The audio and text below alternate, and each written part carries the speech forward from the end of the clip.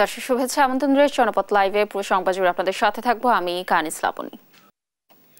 রাজধানীর বাজারে কমতে শুরু করেছে নিত্য প্রয়োজনীয় পণ্যের দাম, যদিও এখনো ঊর্ধ্বমুখী অনেক পণ্যের দাম। দর্শক, এ নিয়ে আরো তথ্য জানাতে কারওয়ান বাজার থেকে সরাসরি যুক্ত হচ্ছেন সহকর্মী ইফতেখার রেজা। রেজা, বাজারে পণ্য সরবরাহ নিয়ে কি তথ্য রয়েছে আপনার কাছে, কি বলছেন ক্রেতা বিক্রেতারা, জানাবেন।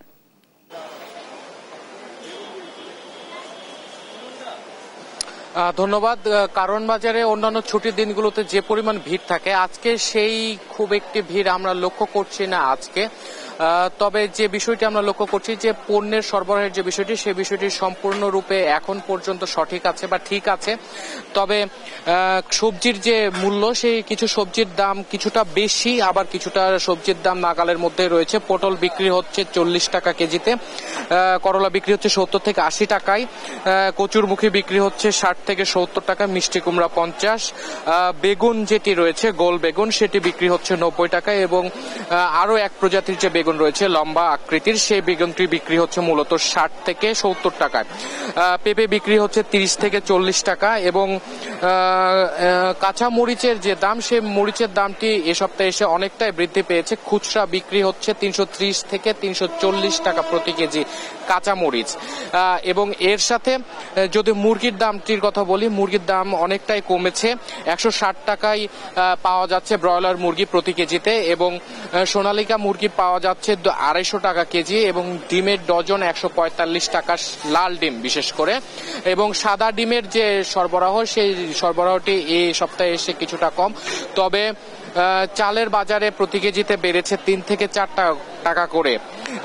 চালের বাজারটি কেন চড়া, সেই কারণটি মূলত এখন পর্যন্ত দোকানিরা যেটি জানিয়েছেন, সেটি হচ্ছে মূলত মিলারদের কারণেই এখন পর্যন্ত চালের দামটি কমছে না, বরং 3 থেকে 4 টাকা করে প্রতি কেজিতে বেড়েছে। এবং আমি আপনাকে জানিয়ে রাখতে চাই যে মাংসের বাজারে গিয়ে আমরা লক্ষ্য করেছি যে খাসির মাংস দাম কেজি প্রতি 100 টাকা করে কমেছে। খাসির মাংস বিক্রি হচ্ছে 1100 টাকা, এবং ছাগলের মাংস বিক্রি হচ্ছে 950 টাকা। তবে গরুর মাংসের দাম এখন পর্যন্ত কমেনি। তবে মাছের বাজারে গিয়ে আমরা লক্ষ্য করেছি যে বড় আকৃতির যে কাতলা মাছ রয়েছে, সেই কাতলা মাছ বিক্রি হচ্ছে 350 থেকে 400 টাকা, এবং মাঝারি মানে 2 কেজির চেয়ে কম ওজনের যে কাতলা মাছ রয়েছে, সেটি বিক্রি হচ্ছে মূলত 280 থেকে 380 টাকায়।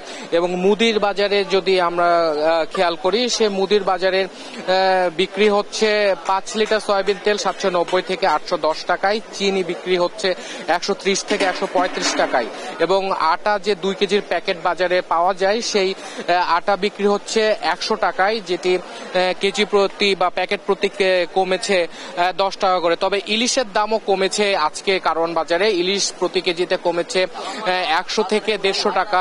বিভিন্ন সাইজের ইলিশ, মাঝারি মানের বা মাঝারির চেয়ে একটু বড় মানের যে ইলিশগুলো রয়েছে, সেই ইলিশগুলো বিক্রি হচ্ছে 1600 থেকে 1650 টাকায়। তো এই ছিল কারওয়ান বাজার থেকে বাজার পরিস্থিতির সর্বশেষ তথ্য।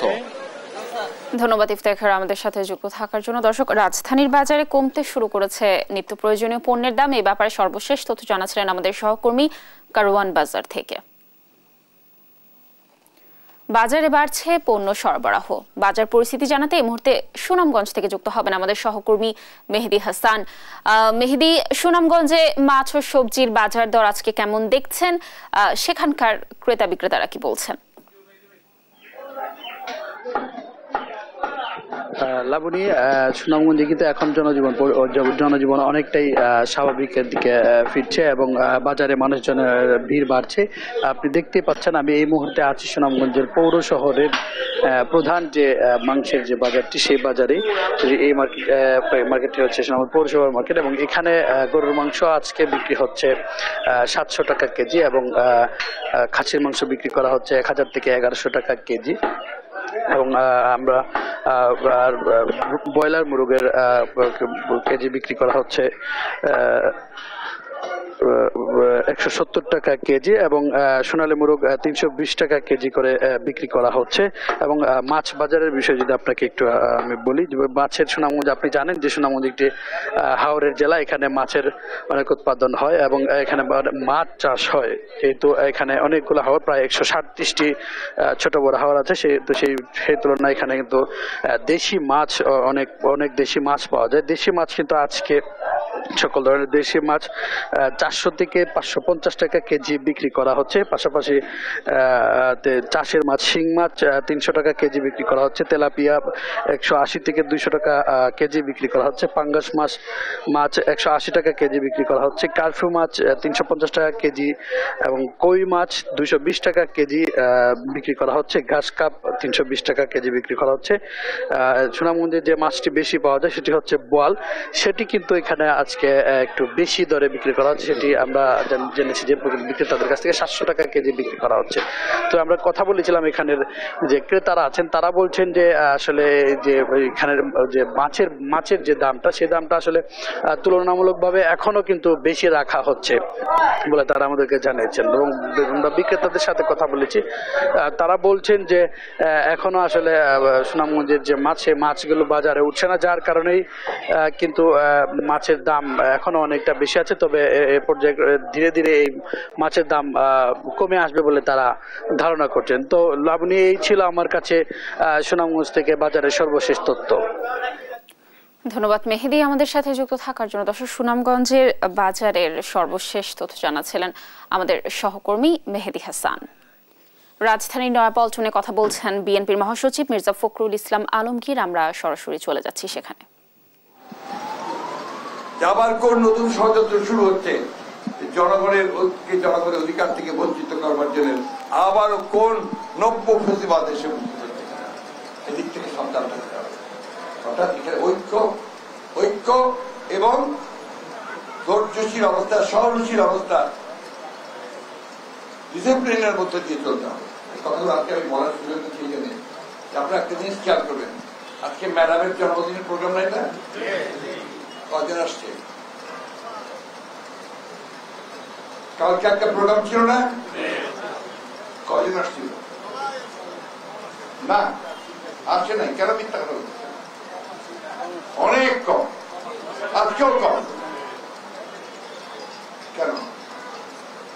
যুদ্ধ জয় হয়ে গেছে না? এই যুদ্ধকে জারি রাখতে হবে, এই সংগ্রামকে চালিয়ে দিতে হবে। তা না হলে আমরা কিন্তু অনেক বড় বিপদের মধ্যে আমরা একটু বলাতে চাই না। এক ফ্যাসিবাদকে পরাজিত করেছি আমরা, নব্য ফ্যাসিবাদের যেন না আসতে পারে তার জন্য আমাদের সজাগ থাকতে হবে। আর এই সরকার মনে রাখতে হবে, সরকার একেবারেই নতুন সরকার, ইন্টারিম সরকার। তার দায়িত্ব হচ্ছে সে একটা নির্বাচন করে দিয়ে যাবে, তাই না?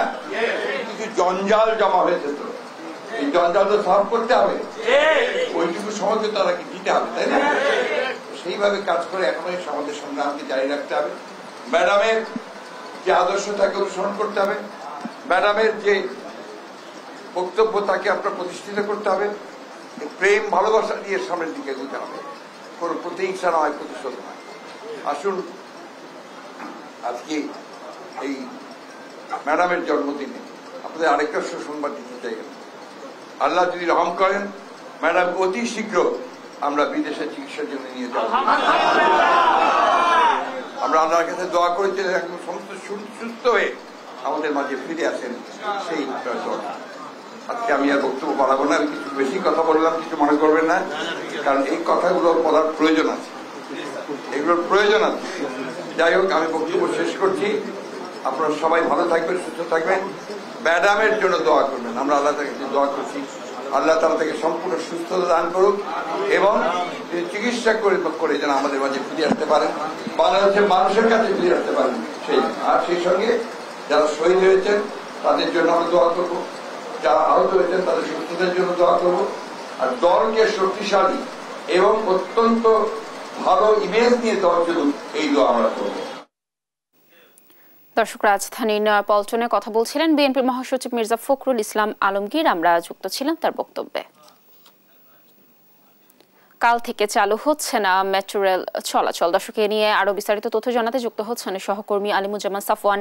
সাফওয়ান, শেষ মুহূর্তে কেন চালু হচ্ছে না মেট্রো রেল চলাচল, কি তথ্য রয়েছে জানাবেন আমাদের।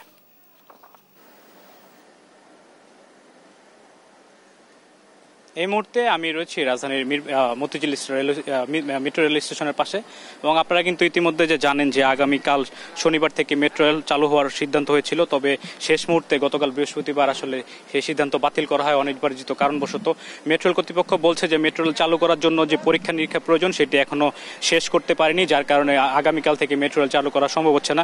আপনারা জানেন যে গত বৈষম্য বিরোধী ছাত্র আন্দোলনকে কেন্দ্র করে 18 জুলাই মেট্রো রেলের মিরপুর 10 নম্বর স্টেশনে আগুন দেওয়া হয়, এবং সেখান থেকে পরবর্তীতে জননিরাপত্তার কথা ভেবে তৎকালীন সরকার মেট্রো রেল চলাচল বন্ধ ঘোষণা করে। তারপর যখন অন্তর্বর্তীকালীন সরকার আসে তখন কিন্তু তারা আবার মেট্রো রেল চালু করার সিদ্ধান্ত নেয়। তবে শেখ হাসিনা সরকার যেমনটি জানিয়েছিল যে আগামী 1 বছরও মেট্রো রেল চালু করা যায় কিনা সে বিষয়ে একটি সংশয় রয়েছে, কিন্তু অন্তর্বর্তীকালীন সরকার এসে যেমনটি জানিয়েছে যে 7 দিনের মধ্যে 11 আগস্ট তারা জানিয়েছিল যে 7 দিনের মধ্যেই মেট্রো রেল চলাচল শুরু করা সম্ভব। তবে প্রয়োজনীয় যে পরীক্ষা নিরীক্ষা ছিল সেটি এখনো করা শেষ হয়নি, যার কারণে মেট্রো রেল এখনো আগামীকাল থেকে চালু করা যাচ্ছে না। আমরা যানবাহন চলাচল যখন স্বাভাবিক হলো তখন আমরা দেখেছি রাজধানী জুড়ে কিন্তু বেশ যানজট দেখা গিয়েছিল। মেট্রো রেল চালুর পরে হয়তো আশা করি যে সেই যানজটটি আবার কেটে উঠবে। তবে ঠিক কী কারণে মেট্রো রেল চালু করা যায়নি সেটি কিন্তু মেট্রো রেল কর্তৃপক্ষ জানেনি। গতকাল বৃহস্পতিবার একটি বিজ্ঞপ্তির মাধ্যমে তারা যেমনটি জানিয়েছে যে মেট্রো রেল চালু করার জন্য যে প্রয়োজনীয় পরীক্ষা নিরীক্ষা প্রয়োজন সেটি তারা করা শেষ হলেই যত দ্রুত সম্ভব মেট্রো রেল চালু করে দিবে। এবং আমরা যেমনটি জানি যে মেট্রো রেল চালু হলো 14টি স্টেশন চলাচলের জন্য খোলা থাকবে, এবং মিরপুর 10 ও কাজীপাড়া স্টেশন যেটি রয়েছে সেটি আসলে ক্ষতিগ্রস্ত হওয়ার কারণে সেই 2টি স্টেশন আপাতত চালু হবে না। তবে জনগণ যেমনটি চায় যে মেট্রো রেল খুব দ্রুত আসলে চালু করলে তাদের সবার জন্য উপকার হবে। এই ছিল রাজধানীর মেট্রো রেল চলাচলের সর্বশেষ খবর আমার কাছে। ধন্যবাদ সাফওয়ান আমাদের সাথে যুক্ত থাকার জন্য। দর্শক, যেমনটি আমাদের সহকর্মী জানাচ্ছিলেন, কাল থেকে মেট্রো রেল চালুর কথা থাকলেও চালু করা সম্ভব হচ্ছে না, এই ব্যাপারেই বিস্তারিত তথ্য জানাচ্ছিলেন আমাদের সহকর্মী। আইন শৃঙ্খলা পরিস্থিতির তথ্য জানাতে লক্ষ্মীপুর থেকে যুক্ত হচ্ছেন আমাদের সহকর্মী সাইফুল ইসলাম স্বপন। স্বপন, লক্ষ্মীপুরে আইন শৃঙ্খলা পরিস্থিতির কি অবস্থা দেখছেন, এখন কি তথ্য রয়েছে? লাবণী, আপনি জানতে চাচ্ছেন যে লক্ষ্মীপুরে আইন শৃঙ্খলা পরিস্থিতি কেমন? স্বৈরাচার শেখ হাসিনা পতনের 5 আগস্ট পতন হয়। ওই পতনের পর লক্ষ্মীপুরের বিক্ষিপ্ত জনতা তারা আসলে রাস্তা জুড়ে আনন্দ মিছিল করে। এই সময় কিছু বিক্ষিপ্ত উত্তেজিত জনতা পুলিশের বিভিন্ন থানার সামনে তারা মহড়া দেওয়ার কারণে লক্ষ্মীপুর থেকে পুলিশজন তারা থানা ছেড়ে পালিয়ে যায় এবং তারা অন্যত্র আশ্রয় গ্রহণ করে। এর পরবর্তীতে বাংলাদেশ পুলিশের আইজিপি এবং স্বরাষ্ট্র উপদেষ্টা যখনই পুলিশদেরকে কাজে যোগদানের আহ্বান জানান, এর পরবর্তীতে 9 আগস্ট লক্ষ্মীপুরের পুলিশ তারা লক্ষ্মীপুরের 6টি থানার মধ্যে 4টি থানায় যোগদান করে। পরবর্তীতে আরও 2টি থানায় তারা যোগদান করে। তো লক্ষ্মীপুরের 6টি থানায় এবং 11টি পুলিশ পাড়ি রয়েছে এবং 2টি নৌ পুলিশ রয়েছে। এই পুলিশগুলোতে 13 তারিখ থেকে পুলিশ পূর্ণদমে কাজ শুরু করেছে। এই 13 তারিখে আগ পর্যন্ত ছাত্র বৈষম্য বিরোধী ছাত্র আন্দোলনের নেতাকর্মীরা তারা লক্ষ্মীপুরের বিভিন্ন ট্রাফিক পয়েন্টে তারা আইন শৃঙ্খলা নিয়ন্ত্রণে কাজ করে। 13 তারিখ থেকে পুলিশ তাদের নিয়ন্ত্রণে এবং তাদের তত্ত্বাবধানে তারা পুলিশ সড়ক নিয়ন্ত্রণে কাজ করছে।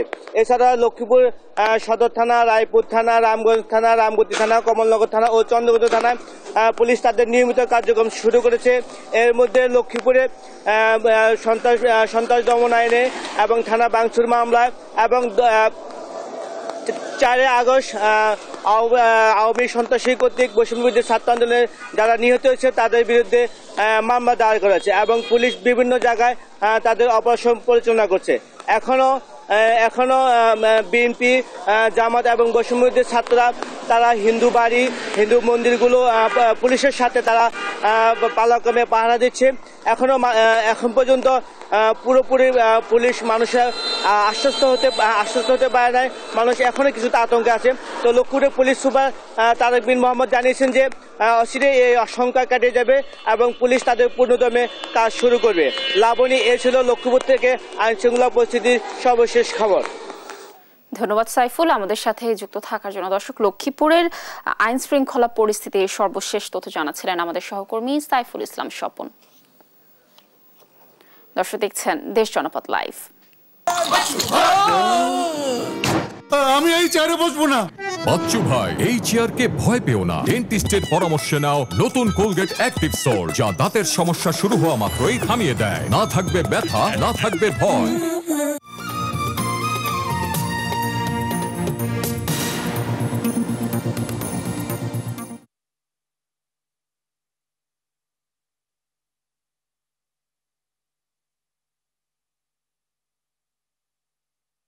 দর্শক, আইন শৃঙ্খলা পরিস্থিতির আরো তথ্য জানাবো। এবার আইন শৃঙ্খলা পরিস্থিতির তথ্য জানাতে আমাদের সাথে যুক্ত হবেন বাগেরহাট থেকে আমাদের সহকর্মী এস সোহান।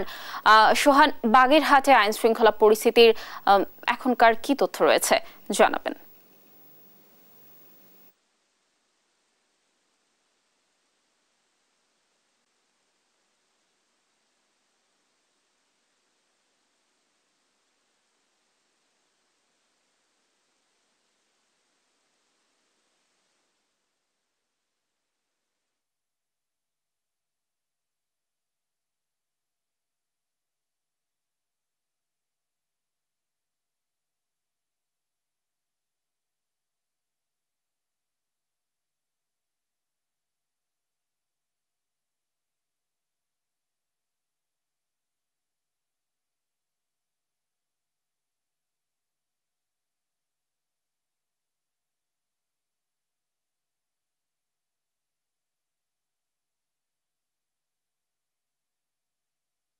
বাগেরহাটের আইন শৃঙ্খলা পরিস্থিতি এই মুহূর্তে স্বাভাবিক রয়েছে।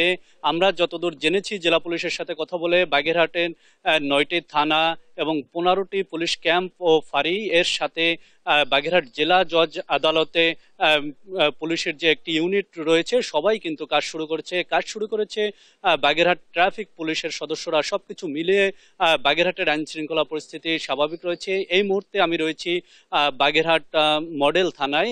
আসলে এই থানাটি বাগেরহাট জেলা সদরের। এখানে কিন্তু সকাল থেকে আমরা দেখেছি বিভিন্ন এলাকা থেকে সেবা প্রার্থীরা আসছেন এবং থানায় যে পুলিশ সদস্যরা রয়েছে, ডিউটি অফিসার রয়েছে, তারা কিন্তু সেবা দেওয়ার চেষ্টা করেছেন। এখানে সকাল থেকে একটি ইউডি মামলা হয়েছে, 2টি সাধারণ ডায়েরি হয়েছে এবং অন্যান্য সেবা নিতে কিন্তু সাধারণ মানুষ এখানে আসছে। আমরা যদি আপনাদেরকে একটু বাগেরহাটে যখন আন্দোলন চলছিল সেই সময়কার কথা বলি, বাগেরহাটের পরিস্থিতি কিন্তু সবকিছু মিলে ঠান্ডা ছিল এবং বাগেরহাটে জেলার রামপাল যে থানা রয়েছে, সেই থানার একটি গাড়ি শুধু পুড়িয়েছিল। এছাড়া কিন্তু পুলিশের কোনো স্থাপনায় কোনো ধরনের হামলা হয়নি। সবকিছু মিলিয়ে বাগেরহাটকে নিরাপত্তার চাদরে ঢেকে রেখেছে পুলিশ। এখন বাগেরহাটের পরিস্থিতি শান্ত রয়েছে। বাগেরহাট সদর থানা থেকে এই ছিল আমার কাছে আইন শৃঙ্খলা পরিস্থিতির সর্বশেষ। ধন্যবাদ সোহান আমাদের সাথে যুক্ত থাকার জন্য। দর্শক, বাগেরহাটের আইন শৃঙ্খলা পরিস্থিতির সর্বশেষ তথ্য জানাচ্ছিলেন আমাদের সহকর্মী। হবিগঞ্জে ঘন ঘন লোডশেডিং এর কারণে সবচেয়ে বেশি ক্ষতিগ্রস্ত হচ্ছেন ব্যবসায়ী ও চালকল মালিকরা। এ বিষয়ে আরো তথ্য জানাতে হবিগঞ্জ থেকে যুক্ত হচ্ছেন আমাদের সহকর্মী আমির হামজা। চালকল মালিক ও শ্রমিকরা এখন কি অবস্থায় রয়েছে, তারা কি বলছে জানাবেন? দেখুন লাবণী, আসলে হবিগঞ্জে কিন্তু প্রতিদিন 5 থেকে 6 বার লোডশেডিং হচ্ছে এবং প্রতিবার যখন লোডশেডিং হয় তখন কিন্তু কখনো 1 ঘন্টা, কখনো আধা ঘন্টা, আবার কখনো কিন্তু 1.5 ঘন্টারও সময় লোডশেডিং হয়, এমনটি কিন্তু আমাদেরকে জানিয়েছেন সাধারণ মানুষ এবং ব্যবসায়ীরা। সবচেয়ে এই যে লোডশেডিং হচ্ছে, সবচেয়ে বেশি ক্ষতিগ্রস্ত কিন্তু ব্যবসায়ী এবং চালকল মালিক। আমি যদি আপনাকে একটু চালকলের মালিকদের অবস্থা একটু বলি, আমাদের হবিগঞ্জে কিন্তু প্রায় 100-এর বেশি চালকল রয়েছে এবং প্রতিটি চালকলে কিন্তু 20 থেকে 30 জন, আবার কখনো কোনোটাতে 40 জন শ্রমিকের কিন্তু কাজ করে নেয়। যখন এই লোডশেডিংগুলো হয় তখন কিন্তু আসলে শ্রমিকরা যে কলেজে শ্রমিক কাজ করেন তারা কিন্তু বেকার বসে থাকতে হয়। তো সেই ক্ষেত্রে আসলে চালের উৎপাদনে কিন্তু ব্যাঘাত ঘটে, পাশাপাশি শ্রমিকের মজুরিও কিন্তু আসলে বৃদ্ধি পায়, এমনটা কিন্তু আমাদেরকে চালকল মালিকরা জানিয়েছেন। পাশাপাশি যদি একটু বলি ব্যবসার ক্ষেত্রে, ব্যবসায়ীরা কিন্তু আসলে এই যে লোডশেডিংয়ের কারণে তারাও ক্ষতির মুখে পড়ছেন, কারণ এই লোডশেডিং যখন হয় তখন কিন্তু জেনারেটর বা অন্য ব্যবস্থায় কিন্তু তাদের বিদ্যুৎ সচল রাখতে হয়। সেক্ষেত্রে আসলে যে জেনারেটরের যে খরচ সেটি কিন্তু বৃদ্ধি, পাশাপাশি সাধারণ মানুষের ভোগান্তিতে যদি বলি, সাধারণ মানুষের ভোগান্তি কিন্তু এই যে লোডশেডিং হয় 5 বার 6 বার, সেক্ষেত্রে আসলে যারা শিশু এবং বয়স্করা রয়েছে তারা কিন্তু বেশি দুর্ভোগে পড়তে হয়, কারণ এই গরমের কারণে অতিরিক্ত গরম পাশাপাশি লোডশেডিং এই দুটি মিলিয়ে কিন্তু আসলে তাদেরকে ভোগান্তিতে পড়তে হয়। তো আসলে আমি কথা বলেছিলাম বিদ্যুৎ বিভাগের সাথে, তারা আমাকে বিষয়টি জানিয়েছেন যে হবিগঞ্জে প্রতিদিন চাহিদা 17 মেগাওয়াট বিদ্যুৎ, তার বিপরীতে সরবরাহ হচ্ছে প্রতিদিন 13 থেকে 14 মেগাওয়াট, সেক্ষেত্রে 10 থেকে 13 মেগাওয়াট বিদ্যুৎ, সেক্ষেত্রে আসলে বড় একটি অংশ কিন্তু বিদ্যুতের ঘাট থেকে, যে কারণে আসলে লোডশেডিং করতে হয়। তো আমার কাছে এই ছিল হবিগঞ্জের লোডশেডিং এর সবশেষ। ধন্যবাদ হামজা আমাদের সাথে যুক্ত থাকার জন্য। দর্শক, হবিগঞ্জে ঘন ঘন লোডশেডিং এর কারণে ক্ষতিগ্রস্ত হচ্ছেন ব্যবসায়ী ও চালকল মালিকরা।